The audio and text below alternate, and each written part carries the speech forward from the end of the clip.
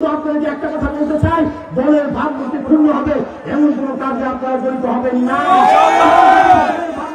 কোন কার্যক্রমে অংশগ্রহণ করেন আর তার প্রমাণ পাই। দল অতীত ছাড় দেয় নাই, বিএনপি ভারপ্রাপ্ত চেয়ারম্যান কাউকে ছাড় দেয় নাই। আমরা চাই জনগণের সমর্থন দিয়ে আগামী দিনে আমরা দেশের মানুষকে সেবা করতে চাই।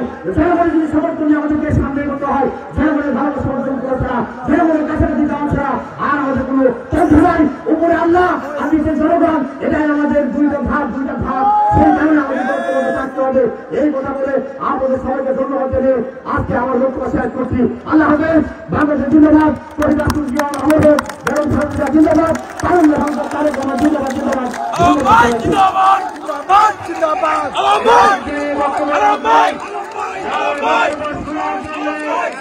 আর আমি ধন্যবাদ জানাই আমাদের এই রাষ্ট্রের সৈনিকগুলো। শুধু আপনারা যে একটা কথা বলতে চাই, দলের ভাবমূর্তি ক্ষুণ্ণ হবে এমন কোন কাজে আপনারা জড়িত হবেন না। কোন কার্যক্রমে অংশগ্রহণ করেন আর তার প্রমাণ পাই। দল অতীত ছাড় দেয় নাই, বিএনপি ভারপ্রাপ্ত চেয়ারম্যান কাউকে ছাড় দেয় নাই। তাই আমি কথা দীর্ঘায়িত না করে আমি আজকে এই সমাবেশে আবারও আমি আমার কৃষক যারা নিজের সভাপতি সেক্রেটারি সহ গুরুত্বপূর্ণ নেতৃত্বকে ধন্যবাদ জানাই। আমাদের এই যুবদল ছাত্রদল সদস্য সহ 11 অঙ্গ সংগঠনের নেতৃবৃন্দকে, মহিলা দল সহ সবাইকে ধন্যবাদ জানাই। আঞ্জিম ফোরামকে ধন্যবাদ জানাই। কিশোরগঞ্জের সর্বত্র ব্যবসায়ী বৃন্দ যারা আজকে আমার এই সমাবেশের জন্য আপনাদের কিছুটা হলে ক্ষতি হয়েছে শহরে ব্যবসা বাণিজ্যে, তাদের কাছে আমরা ক্ষমা চেয়ে নিচ্ছি।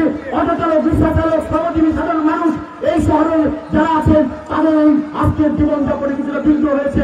জীবিকা নির্বাহের ক্ষেত্রে আপনাদের কার্যক্রম করতে যে ব্যাঘাত হয়েছে, সেই কারণে ধন্যবাদ জানাই। জেলা প্রশাসন, সিভিল প্রশাসন, উপজেলা প্রশাসন, পুলিশ প্রশাসন সহ আইন শৃঙ্খলা বাহিনী সর্বস্তরের কর্মকর্তাকে ধন্যবাদ জানাই। সাংবাদিক, ইলেকট্রনিক, প্রিন্ট মিডিয়ার নেতৃবৃন্দ, সাংবাদিক বন্ধুদেরকে ধন্যবাদ জানাই। স্টেডিয়াম কর্তৃপক্ষকে।